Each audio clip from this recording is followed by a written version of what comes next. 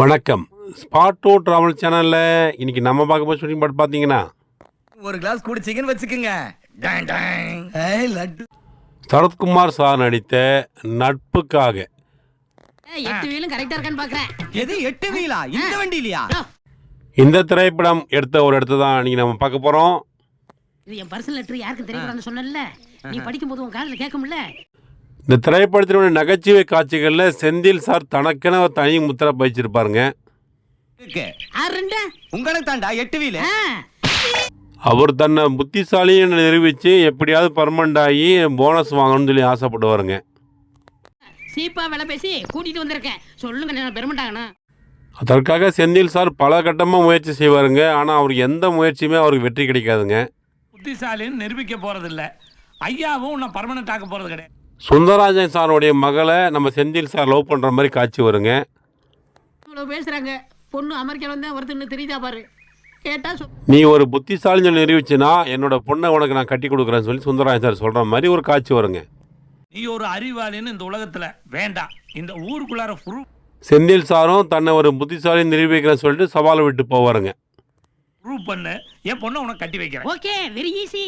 உனக்கு புத்திசாலியை நிரூபிப்பதற்காக ஒரு மலையை செந்தில் சார் தூக்கிறதுக்கு முயற்சி பண்ணுவார் பார்த்தீங்களா, அந்த காட்சி எடுத்த இடம் தான் நம்ம இன்னைக்கு பார்க்க போகிறோங்க. அப்படிங்கடா.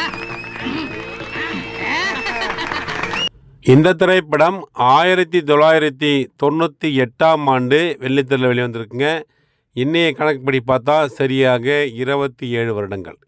27 வருடங்களுக்கு பிறகு இந்த திரைப்படம் எடுத்த இடம் இன்னைக்கு எப்படி இருக்கும்? இந்த திரைப்படத்தில் இருக்கக்கூடிய காட்சிகளோடும் இன்றைக்கு அங்கே இருக்கக்கூடிய நேரடி காட்சிகளோடும் ஒப்பிட்டு இந்த வீடியோ பார்க்க போகிறோம். இருக்கிற புத்திசாலித்தனத்துக்கு நீங்க எப்போ பர்மனன்ட் ஆயிருக்கணும். உனக்கு தெரியுது. சென்னையின் புதிய பேருந்து நிலையமான கிளாம்பாக்கம் பேருந்து நிலையத்திலேருந்து சுமார் 20 கிலோமீட்டர் தொலைவில் போனால் சீத்தலப்பாக்கம்ன்ற ஊர் வருங்க. இப்போ நீங்கள் அந்த ஊர் தான் பார்த்துட்ருக்கீங்க. இந்த ஊரில் ஒரு மலைக்குன்று இருக்குங்க.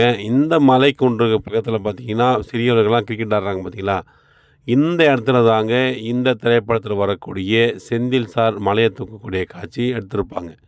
அண்ணே, எவ்வளவு பெரிய மலையை தூக்க போறீங்க? நோட்டீஸ் எல்லாம் அச்சடிச்சு கொடுத்துருக்கோம். எல்லாம் முதல் கட்ட காட்சியில் பொதுமக்கள் ஓடுறத பார்த்து சுந்தரராஜன் சார் எங்கே போகலாம் ஓடுறீங்கன்னு கேட்குற மாதிரி காட்சி எடுத்திருப்பாங்க. எங்க ஓடுறாங்க? ஏமா எங்கம்மா ஓடுறீங்க? அட எங்கேயா ஓடுறீங்க? மனோபால சார் சொல்லுவார், குன்னன் வந்து அந்த மலையை தூக்க போகிறான் அப்படின்னு சொல்கிற மாதிரி காட்சி எடுவாருங்க. நம்ம குன்ன இல்ல, அவன் அந்த சாமியார் மலையை தூக்க போறானயா. என்ன விளையாடுறீங்கன்னு சொல்லி சுந்தரராஜன் சார் கேட்பாருங்க. அதுக்கு மனோபால சார் சொல்லுவார், ஊரே அங்கே தான் திறந்துருக்கு, 10 ரூபா டிக்கெட்டு வேறு அப்படின்னு சொல்லிட்டு போகிற மாதிரி காட்சி எடுத்திருப்பாங்க. ஊரே அந்த பக்கம் தான் திரண்டு நிக்குது.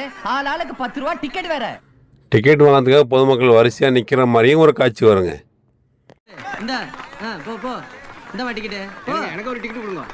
பொதுமக்கள் எல்லாம் ஆர்வமாக ஓடுற மாதிரி காட்சி வருங்க. அந்த காட்சியில் பாருங்க, அந்த மலை வந்து நல்லாவே தெரியுங்க.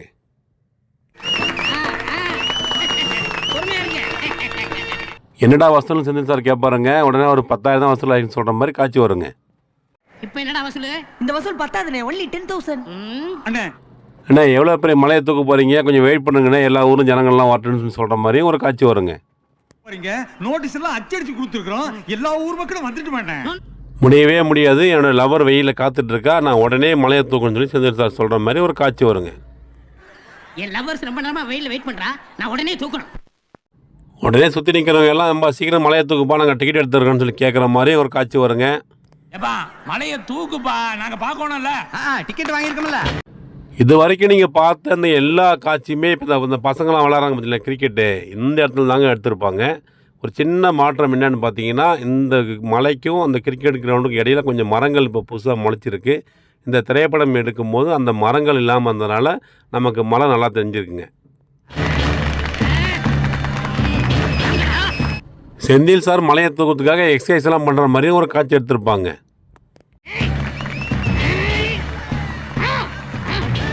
பொதுமக்கள்லாம் ஆர்வமாக கைத்துட்டுவாங்க. செந்தில் சார் உடனே 2 கையை மேலே தூக்கி வச்சுட்டு நான் ரெடின்னு சொல்கிற மாதிரி ஒரு காட்சி வருங்க.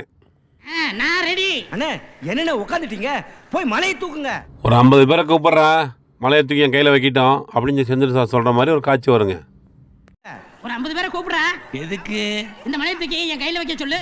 ஏங்க நீங்கள் தானே சொன்னீங்க மலையை தூக்குறேன்ட்டு, இப்போ நாங்கள் சொல்கிறீங்கன்னு சொல்லி ஒருத்தர் கேட்பாருங்க.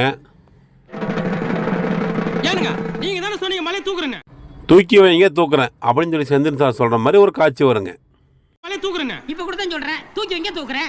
இதெல்லாம் ஏன் சுந்தரராஜ் சார் சொல்லுவாருங்க, இதெல்லாம் ஏமாத்துற வேலைன்னு நான் அப்பயே சொன்னேன், யாராவது கேட்டிங்களான்னு சொல்லி சொல்கிற மாதிரியும் ஒரு காட்சி வருங்க. இதெல்லாம் ஏமாத்துற வேலைன்னு அப்பவே நான் சொன்னேன், எவனாவது கேட்டீங்களாடா? 50 பேர் பத்தலையா, அப்போ ஊரே வாங்கன்னு சொல்லி செந்தில் சார் கூப்பிடுவாருங்க. அந்த காட்சியில் பாருங்க, அவரோட பின்பக்கமாக ஒரு சின்ன பனங்கன்று முளைஞ்சிருக்க மாதிரி காட்சி தெரியுங்க. இது ஏன் சொல்கிறேன்னா, இந்த மலைக்கு அடுத்து ஒரு சின்ன காடு மாதிரி இருக்குங்க. அந்த காடுக்கு அடுத்து ஒரு சின்ன காம்பவுண்டு வால், இந்த காம்பவுண்டு வாலுக்கு இந்த பக்கம் தான் இவங்களாம் கிரிக்கெட் விளாட்றாங்க. ஆனால் இந்த படம் எடுக்கும்பொழுது அந்த மலை கிட்ட போய் எடுத்திருக்காங்க. உதாரணமாக அந்த பனை மரத்தை பார்த்தீங்களா, அந்த பனை மரத்துக்கிட்ட தான் அவங்க காட்சி எடுத்திருக்காங்க. இப்போ கால சூழ்நிலை மாற்றங்களால் இந்த காடு மாதிரி வளர்ந்துட்டுருக்குங்க. ஏயா 50 பேர் பத்தாதா? அப்ப ஊரே வாங்க தூக்கி வைங்க தூக்கு. அந்த காடு மாதிரி இருக்க பகுதியில் கிட்ட போய் வீடியோ எடுக்கலாம் நம்ம முயற்சி பண்ணாங்க. ஆனால் கிட்டே நெருங்க முடியல. ஏன்னா அங்கே நிறையா பேர் பிச்சு போட்டு கிரிக்கெட் விளாட்றாங்க. வந்து எந்த பக்கம் வந்துன்னு தெரியல. நம்ம கார் நிப்பாட்டினா கார் பதில் பந்து வந்து நமக்கு பயமாக போச்சு. காரை நம்ம வெளியே விட்டுட்டு அதனால் முடிஞ்ச அளவுக்கு நம்ம எட்ட நின்று பாதுகாப்பாக நின்று இந்த வீடியோ எடுத்து வந்துட்டேங்க. இது ஞாயிற்றுக்கிழமைனால இவ்வளோ பேர் இங்கே விளையாடுறதா அங்கே உள்ளவங்க நம்மகிட்ட சொன்னாங்க. கண்ணாடியை போட்டு கண்ணாடி உத வாங்குறதுக்கு முன்னால என்ன ஸ்டைல் பண்றேன்? ரொம்ப ஆர்வமாக அந்த கிரிக்கெட் விளையாடிருந்தாங்க. அதில் ஒரு சில பேர்கிட்ட நான் பேச்சு கொடுத்து விசாரித்து இங்கே எடுத்தாங்களான்ட்டு அது வந்து அங்கே உள்ளவங்களுக்கு சரியாக அந்த தகவல் தெரியல. இவரால் இருக்கலாம் எங்களுக்கு தெரியல. ஏன்னா எல்லாமே வந்து சிறு வயது பசங்க, அதனால் அவங்களுக்கு அதை பற்றி தகவல் சரியாக தெரியலைங்க. அதுக்காக நான் அந்த நேரடி காட்சி பதிவு பண்ண முடியல என்னால். ரவிக்குமார் சார் வர மாதிரியும் ஒரு காட்சி எடுத்திருப்பாங்க. வழி விடுங்கடா. ஏன்டா அந்த அப்பாவை போட்டு எல்லாம் அடிக்கிறீங்கன்னு சொல்லி ரவிக்குமார் சார் கேட்குற மாதிரியும் ஒரு காட்சி வருங்க. இந்த அப்பாவியை போட்டு எல்லாரும் இப்படி அடிக்கிறீங்க. எது அப்பாவியா? இந்த மூஞ்சியா? செந்தில் சாரை புத்திசாலின்னு சொல்லி ரவிக்குமார் சார் சொல்கிற மாதிரியும் ஒரு காட்சி வருங்க. சொல்றேன், இங்க இருக்கிற எல்லாத்தையும் விட இவர் தானுங்க புத்திசாலி. எப்படி? செந்தில் சாரையும் அவருடைய காதலையும் நம்ம ரவிக்குமார் சார் ஒன்று சேர்த்து வைக்கிற மாதிரி காட்சி வருங்க. சேர்த்து பாடுங்க. எங்க கெட்டி மேளம்?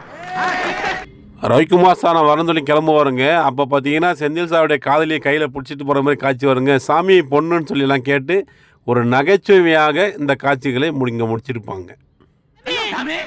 அது கொம்ப பிடிக்கிறது பதிலு. மேலும் அதிரடி சரவடியாக பல்வேறு அற்புதமான ஷூட்டிங் ஸ்பாட் வீடியோக்களை தொடர்ந்து பார்த்து ரசிக்க மறக்காம நம்ம ஸ்பாட் டு டிராவல் சேனலை சப்ஸ்கிரைப் செய்யுங்கள். நன்றி, வணக்கம். ஒரு புத்திசாலியால தான் மற்றவங்களை முட்டாளாக்க முடியும். Is very